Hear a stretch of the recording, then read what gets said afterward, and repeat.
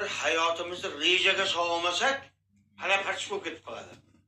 Shuning uchun meni senga aytadigan 3 tagina shartim bor xotin. Xafa bo'lmasang. Aytaymi?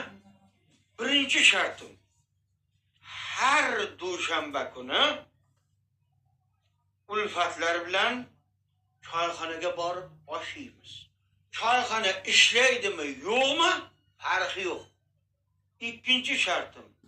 Har payshanba kuni kursdoshlarim bilan toqqa lola tergani boramiz. Lola bo'ladimi, yo'qmi? Farqi yo'q. Uchinchi shartim. Hamkasb fermerlar bilan shaharlar bo'ylab sayohatga chiqamiz. Shaharlarga boramizmi, yo'qmi? Farqi yo'q. Endi seni ham mabodo bitta yarimta sharting bo'lsa ayt xotin. Ko'ngling qolmasin. Juda yaxshi dadasi. Ha, Unda meni ham shartim eshiting. ayt.